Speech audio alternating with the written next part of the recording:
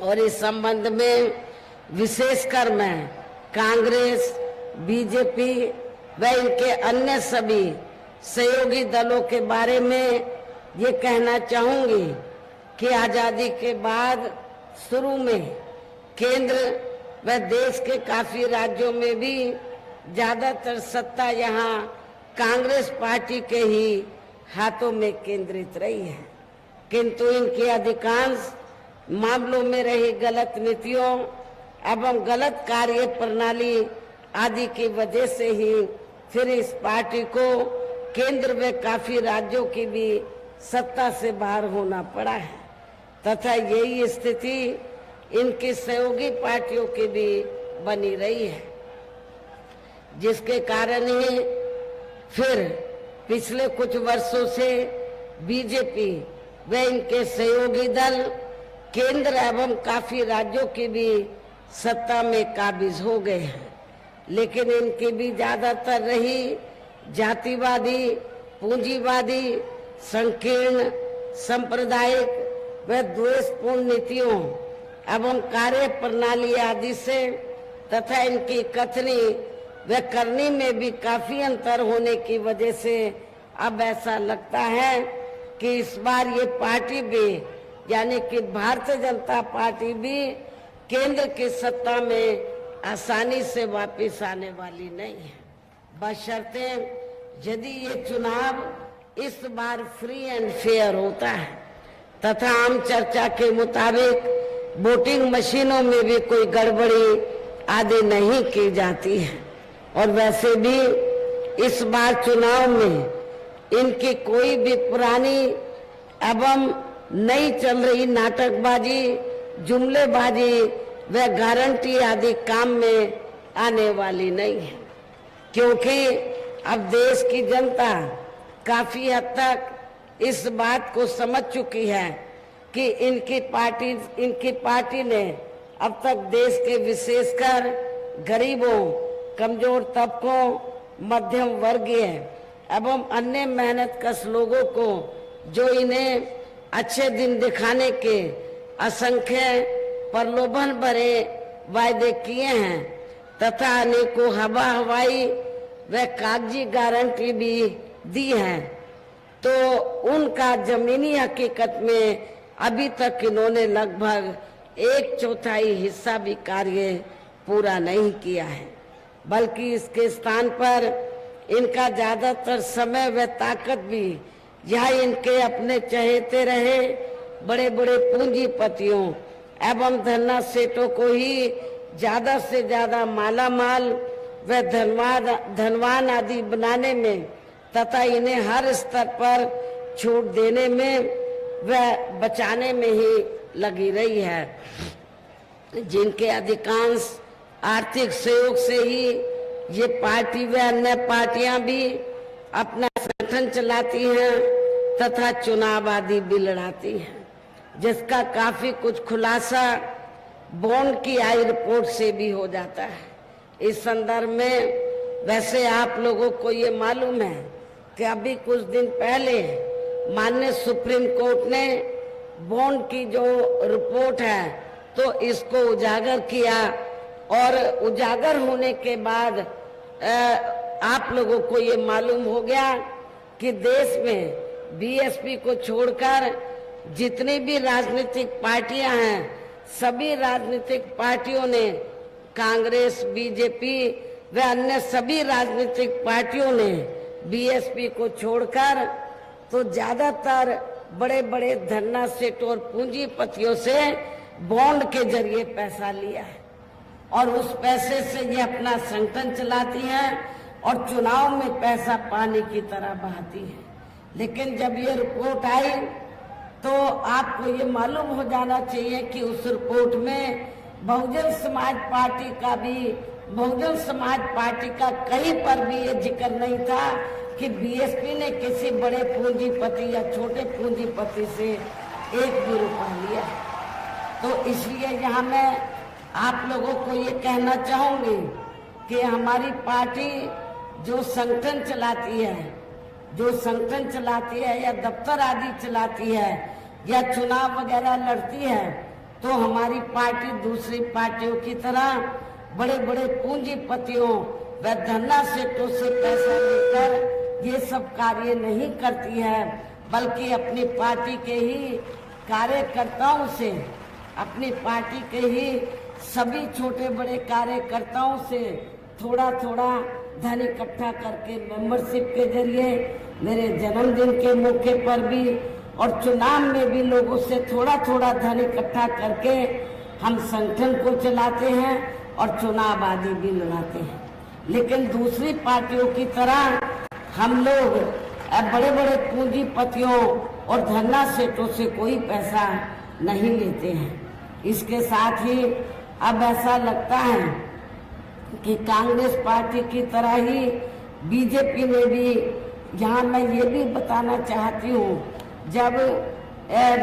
जांच एजेंसियों की बात आती है तो जो भी पार्टी पावर में होती है, चाहे कांग्रेस पावर में रही हो या सेंट्रल में वर्तमान में बीजेपी, ये सारी की सारी पार्टियां तो जो सरकारी जांच एजेंसियां हैं तो इनका इन्होंने राजनीतिकरण ही कर दिया है। सभी ये पार्टियों की सरकारें, चाहे केंद्र में कांग्रेस सत्ता में रही हो या वर्तमान में बीजेपी, तो इन्होंने सरकारी जांच एजेंसियों का दुरुपयोग किया है, ज्यादातर दुरुपयोग किया है, अर्थात इनका राजनीतिकरण ही कर दिया है। इसके अलावा देश के किसान वर्ग भी वर्तमान बीजेपी की सरकार में शुरू से ही अपनी विभिन्न समस्याओं को लेकर काफी ज्यादा दुखी व परेशान रहे हैं और अभी भी हैं। जबकि यूपी में 4 बार हमारी पार्टी की रही सरकार ने इनके हितों का भी हर स्तर पर विशेष ध्यान रखा है। आप लोगों को ये मालूम है, जब भी बीएसपी के नेतृत्व में सरकार रही तो हमने अपनी 4 हुकूमतों में तो किसानों को खेती करने के लिए समय से वे सस्ते साधन उपलब्ध कराए हैं और उनकी फसल का भी हमने समय से उचित दाम दिया है। इतना ही नहीं, बल्कि केंद्र में पूर्व की रही कांग्रेसी सरकार की तरह ही वर्तमान भाजपा सरकार में भी इनकी जातिवादी, हीन, सांप्रदायिक एवं पूंजीवादी सोच व नीतियों के चलते ही पूरे देश में सर्व समाज में से खासकर गरीबों, दलितों, आदिवासियों, पिछड़े वर्गों, मुस्लिम एवं अन्य धार्मिक अल्पसंख्यक समाज के लोगों का भी पूर्ण रूप से विकास व उत्थान आदि नहीं हो सका है। और इस संदर्भ में वैसे आप लोगों को ये मालूम है कि यहाँ दलितों, आदिवासियों एवं अन्य पिछड़े वर्गों का सरकारी नौकरियों में वर्षों से अधूरा पड़ा आरक्षण का कोटा भी अभी तक भी पूरा नहीं भरा गया है। विशेषकर एससी व एसटी वर्गों के सरकारी कर्मचारियों का पदोन्नति में आरक्षण भी अब काफी हद तक प्रभावी ही नहीं बना दिया गया है। और आप लोगों को ये भी मालूम है कि जब यूपी में समाजवादी पार्टी की सरकार थी तो श्री अखिलेश यादव ने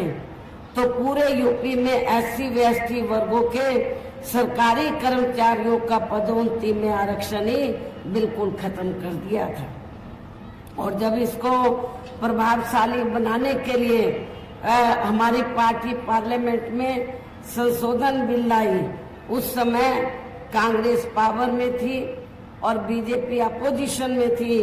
दोनों पार्टियां अंदर मिल गई, अंदर मिलकर तो सपा को आगे करके तो इन्होंने इस विधेयक को, संशोधन विधेयक को पास नहीं होने दिया। लेकिन आज जब चुनाव हो रहा है तो ये सभी पार्टियां, कांग्रेस, बीजेपी, अन्य सभी पार्टियां जो इनको आरक्षण देने की बात कर रही हैं, आरक्षण इनकी वजह से नहीं मिला है बल्कि परम पूज्य बाबा साहब डॉक्टर भीमराव अंबेडकर की वजह से मिला है। लेकिन इन्होंने उस आरक्षण का पूरा लाभ इनको नहीं दिया है। इसका पूरा लाभ इन्होंने नहीं दिया है और आपको मैं ये बताना चाहती हूँ कि जब बाबा साहब डॉक्टर अंबेडकर पहले लॉ मिनिस्टर बने तो बाबा साहब डॉक्टर अंबेडकर ने, उस समय कांग्रेस पावर में थी, तो बाबा साहब डॉक्टर अंबेडकर ने पंडित जवाहरलाल नेहरू एंड कंपनी के लोगों को ये कहा कि SC ST का जो आरक्षण का कोटा है वो पूरा नहीं भरा जा रहा है, इसको भरा जाए। और जो अति पिछड़े वर्ग के लोग हैं तो उनको भी SC ST का आरक्षण देने के लिए कमीशन बैठाया जाए, लेकिन कांग्रेस इसके लिए तैयार नहीं हुई। और नतीजा क्या हुआ, फिर बाबा साहब डॉक्टर अंबेडकर को तो लॉ मिनिस्ट्री से इस्तीफा देना पड़ा। और जब केंद्र में श्री BP सिंह के नेतृत्व में सरकार बनी और मंडल कमीशन की रिपोर्ट लागू की गई थी, तो उस समय अकेले कांग्रेस नहीं, BJP, इन सारी पार्टियों ने अति पिछड़े वर्ग के लोगों के लिए जब ये मंडल कमीशन की रिपोर्ट लागू की गई रिजर्वेशन देने के मामले में, तो इन्होंने इसका डटकर विरोध किया था। तो कहने का तात्पर्य यह है कि चाहे कांग्रेस है, BJP है या अन्य विरोधी पार्टियां हैं, इनकी मानसिकता इन वर्गों के प्रति जो जातिवादी मानसिकता वो बदली नहीं है। लेकिन चुनाव में इतनी बड़ी बड़ी बातें ये लोग करते हैं जैसे ये बड़े हितैषी रहे हैं, ये हिमायती रहे हैं, लेकिन जब ये पावर में रहते हैं तो ये उल्टा काम करते हैं। ये उल्टा काम करते हैं, उसका फायदा पूरा नहीं देते हैं। साथ ही केंद्र व राज्यों में भी विरोधी पार्टियों की रही सरकारों में इन सभी वर्गों को प्राइवेट सेक्टर में आरक्षण दिए जाने की व्यवस्था किए बिना ही इनके सरकारों के ज्यादातर सरकारी कार्य अब प्राइवेट सेक्टर के जरिए ही इनके बड़े बड़े पूंजीपतियों व धन्ना सेठों आदि को ही दिए जाने के कारण अब इनको पूरे देश में आरक्षण का बहुत कम ही लाभ मिल पा रहा है। इसी प्रकार इनका अन्य और मामलों में भी शोषण व उत्पीड़न आदि होना अभी तक भी बंद नहीं हुआ है। इनके साथ साथ मुस्लिम व अन्य धार्मिक अल्पसंख्यक समाज के लोगों की भी हालत हर स्तर पर यह काफी ज्यादा खराब व दयनीय ही बनी हुई है, जिसका काफी कुछ खुलासा सच्चर कमेटी की रिपोर्ट में भी किया गया है। इतना ही नहीं बल्कि पिछले कुछ वर्षों से केंद्र एवं अधिकांश राज्यों में भी BJP व RSS के सरकारों के चलते हुए अब इनका विकास एवं उत्थान आदि होना भी काफी हद तक बंदशाही हो गया है। आए दिन इन पर खासकर हिंदुत्व की आड़ में हो रही जनजाति भी या काफी ज्यादा चरम सीमा पर पहुंच चुकी है। इनके साथ साथ अपर कास्ट समाज में से विशेषकर गरीब लोगों की भी हालत हमें कोई खास अच्छी नजर नहीं आती है। इनकी गलत कृषि नीतियों के कारण किसान वर्ग भी आए दिन आंदोलित ही रहता है। साथ ही इनके गलत आर्थिक नीतियों की वजह से देश की अर्थव्यवस्था पर भी इसका काफी बुरा प्रभाव पड़ा है, जिससे यहाँ विशेषकर छोटे एवं मध्यम वर्गीय व्यापारी वर्ग भी काफी ज्यादा दुखी व परेशान है। और अब केंद्र में पूर्व की रही सरकारों की तरह ही वर्तमान भाजपा सरकार में भी यहाँ पूरे देश में गरीबी, बेरोजगारी एवं महंगाई आदि भी लगातार काफी ज्यादा बढ़ रही है। देश में हर स्तर पर फैला भ्रष्टाचार भी अभी तक खत्म नहीं हुआ है। ऐसे में अब आप लोगों को देश में हो रहे लोकसभा चुनाव में कांग्रेस, BJP व इनकी सहयोगी पार्टियों को भी केंद्र की सत्ता में आने से जरूर रोकना है। जिनकी गलत नीतियों व गलत कार्य प्रणाली को आप लोग काफी हद तक आजमा भी चुके हैं। ऐसी स्थिति में अब ये विरोधी पार्टियां इस चुनाव में भी किस्म किस्म के साम दाम दंड भेद आदि अनेकों हथकंडे इस्तेमाल करके केंद्र की सत्ता में आने की पूरी पूरी कोशिश में लगी हैं, जिनसे अपनी पार्टी के लोगों को हर स्तर पर काफी ज्यादा सावधान रहना है। और इस मामले में विरोधी पार्टियां अपने अपने पक्ष में हवा बनाने के लिए खासकर मीडिया, ओपिनियन पोल व सर्वे आदि का जो बड़े पैमाने पर इस्तेमाल कर रही हैं, तो उनसे भी अपनी पार्टी के लोगों को बिल्कुल भी गुमराह नहीं होना है। इसके साथ ही विरोधी पार्टियों के विभिन्न रूपों में जारी किए गए इनके हवाई व प्रलोभन भरे चुनावी घोषणा पत्रों एवं वायदों आदि के बहकावे में भी अपनी पार्टी के लोगों को कतई भी नहीं आना है, जिन्हें ये पार्टियां चुनाव खत्म होने के बाद ज्यादातर अमल में नहीं लाती हैं और अब जिन पर से देश की जनता का अधिकांश विश्वास ही उठ गया है। यही खास वजह है कि हमारी पार्टी किसी भी चुनाव में अपनी पार्टी का कोई भी चुनावी घोषणा पत्र आदि जारी नहीं करती है। वैसे भी हमारी पार्टी किसी भी मामले में कहने में बहुत कम बल्कि कार्य करके दिखाने में ही ज्यादा विश्वास रखती है। और इस बात का सबसे बड़ा सबूत यह है कि उत्तर प्रदेश में 4 बार हमारी पार्टी के नेतृत्व में रही सरकार ने चुनाव में अपनी पार्टी के बिना कोई जारी किए गए चुनावी घोषणा पत्र के ही प्रदेश व आम जनहित में काफी कुछ ऐतिहासिक कार्य करके दिखाए हैं, जिनकी अब देश में अधिकांश पार्टियों की सरकारें काफी नकल भी कर रही हैं। जबकि इस मामले में हमारी पार्टी का ये कहना है कि यदि इन पार्टियों के स्थान पर केंद्र में हमें अपनी पार्टी के सरकार बनाने का मौका मिलता है, तो तब फिर हमारी पार्टी की बनी सरकार केंद्र में यहाँ अब तक की रही सभी विरोधी पार्टियों की सरकारों की तरह केवल हवाई व कागजी कार्य आदि नहीं करेगी, बल्कि उत्तर प्रदेश की तरह ही जमीनी हकीकत में ठोस कार्य करके दिखाएगी। और इस संदर्भ में खासकर मैं ये कहना चाहूंगी, केंद्र द्वारा देश में पिछले कुछ समय से अति गरीब परिवारों को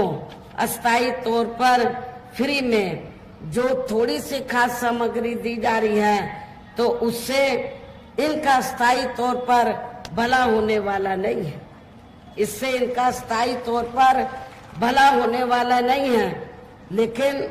बीजेपी और आरएसएस के लोग ये सब करके ऐसा इंप्रेशन देते हैं, बीजेपी वाले, आरएसएस के लोग और केंद्र की सरकार श्री नरेंद्र मोदी जी भी ऐसा इंप्रेशन दे रहे हैं जैसे ये लोग अपनी जेब से गरीब लोगों को फ्री में राशन दे रहे हैं, जबकि इसमें सच्चाई नहीं है, इसमें हकीकत नहीं है। क्योंकि मैं आप लोगों को ये बताना चाह रही हूँ, आप लोगों को जो थोड़ा सा फ्री में राशन दिया जा रहा है और उसके बदले में ये गांव-गांव में जाकर जब चुनाव होता है तो क्या बोलते हैं कि आपने बीजेपी का, केंद्र की सरकार का नमक खाया है, आपको हलाल करना चाहिए, इसके बदले में वोट देना चाहिए। लेकिन ऐसा नहीं। आप लोगों को मैं ये बताना चाहती हूँ, आप लोगों को जो भी राशन फ्री में दिया जाता है तो वो कोई केंद्र की सरकार अब फ्री में नहीं, वो अपनी जेब से नहीं, बीजेपी वाले आरएसएस के लोग अपनी जेब से नहीं, बल्कि आप लोग जो देश की जनता जो टैक्स देती है, उस टैक्स से जो पैसा आता है उसी पैसे से आप लोगों को फ्री में ये राशन दिया जाता है। तो ये कोई बीजेपी और आरएसएस की मेहरबानी नहीं है। तो आपने अपना नमक खाया है, बीजेपी और आरएसएस का नमक नहीं खाया है। इसलिए आप लोगों को इनके बहकावे में नहीं आना है, बल्कि अपना एक एक वोट आप लोगों को इनके अपनी पार्टी को ही देना है। और वैसे भी जो गरीब लोगों की ये जटिल समस्या है, देश में हर हाथ को काम देने से केवल दूर हो सकती है, जिसकी तरफ हमारी पार्टी की बनी सरकार विशेष ध्यान देगी। साथ ही देश में पिछले कुछ वर्षों से आए दिन बढ़ रही गरीबी, बेरोजगारी व महंगाई आदि से भी जनता बहुत ज्यादा दुखी व परेशान है, जिसे भी आर्थिक नीतियों में तब्दीली करके जरूर दूर किया जाएगा। खासकर हिंदुत्व की आड़ में पिछले कुछ वर्षों से विशेषकर मुस्लिम समाज के लोगों का द्वेष की भावना से जो इनका काफी ज्यादा शोषण व उत्पीड़न आदि किया जा रहा है, तो इसे भी जरूर रोका जाएगा। और ये सब हमने अपनी यूपी की रही सरकार में करके भी दिखाया है। हमारे यूपी के लोगों को मालूम है, लखनऊ के लोग भी अच्छी प्रकार से जानते हैं कि जब जब उत्तर प्रदेश में बीएसपी के नेतृत्व में सरकार रही है, तो मेरी चारों हुकूमतों में कोई भी हमने हिंदू मुस्लिम दंगा फसाद नहीं होने दिया था। इसके अलावा हमने यूपी में सर्व समाज में से गरीब एवं बेरोजगार लोगों को बेरोजगारी भत्ता आदि न देकर उन्हें बड़ी तादाद में रोटी रोजी के साधन भी उपलब्ध कराए हैं, जो अब ये कार्य भी अधिकांश ठंडे ही पड़े हैं, जिनको फिर केंद्र में बीएसपी की सरकार बनने पर प्राथमिकता दी जाएगी। कहने का तात्पर्य यह है कि देश में इस समय हो रहे लोकसभा चुनाव में विरोधी पार्टियों के जारी किए गए इनके हवाई व प्रलोभन भरे चुनावी घोषणा पत्रों आदि के बहकावे में अब यहाँ खासकर देश के अति गरीबों, मजदूरों, बेरोजगारों एवं अन्य मेहनतकश लोगों को बिल्कुल भी नहीं आना है। और अब इन्हें ऐसी सभी विरोधी पार्टियों को हर हालत में केंद्र की सत्ता में आने से जरूर रोकना है, जिनकी कथनी व करनी में काफी अंतर रहा है तथा जिन्हें ये लोग बरसों से आजमा भी चुके हैं। ऐसे में अब मेरा यही कहना है कि आप लोगों को अपने खुद के व अपने प्रदेश एवं देश के भी हित में अपने वोटों को या कांग्रेस, बीजेपी व अन्य विरोधी पार्टियों को न देकर केवल अपनी एकमात्र हितैषी पार्टी बहुजन समाज पार्टी को ही देना है, जो ये पार्टी उत्तर प्रदेश की तरह ही केंद्र में भी अपनी पार्टी की सरकार बनने पर फिर पूरे देश में जहां अपनी पार्टी की सर्वजन हिताय व सर्वजन सुखाय की नीतियों पर आधारित ही सरकार चलाएगी। इसके साथ साथ केंद्र से जुड़ी आपके क्षेत्र की जो भी यहाँ स्थानीय समस्याएं होंगी तो उन्हें भी फिर दूर करने का हर संभव पूरा प्रयास किया जाएगा। वैसे आप लोगों को ये मालूम है कि खास तौर से लखनऊ के लोगों की, अवध के क्षेत्र के लोगों की लंबे अरसे से ये डिमांड रही है कि अवध को अलग से स्टेट बनाया जाए। जब केंद्र में हमारी पार्टी पावर में आएगी तो अवध क्षेत्र को अलग से स्टेट बनाया जाएगा, जिसमें लखनऊ भी आ जाता है। और यहाँ मैं ये भी कहना चाहती हूँ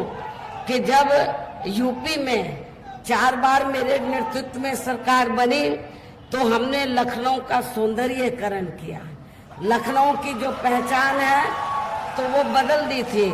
पहले लखनऊ आते हुए लोग सोचते थे कि क्या है लखनऊ में, लेकिन जब यूपी में लोग आते हैं पूरे देश से,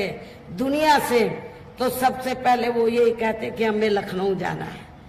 हमने सड़कें ठीक करवाई, हमने स्मारक स्थल ठीक कराए, हॉस्पिटल बनवाई, नई जेल बनवाई, क्या नई कार्य हमारी सरकार ने की। साथ ही जहाँ गरीबों, मजदूरों, बेरोजगारों, कर्मचारियों, किसानों,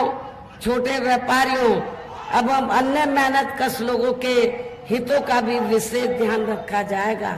सर्व समाज में से खासकर दलितों, आदिवासियों, गरीबों, पिछड़े वर्गों, मुस्लिम व अन्य धार्मिक अल्पसंख्यक समाज के लोगों के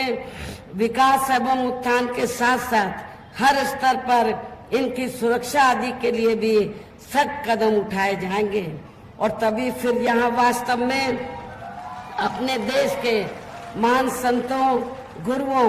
व महापुरुषों में भी विशेषकर महात्मा ज्योतिराव फूले,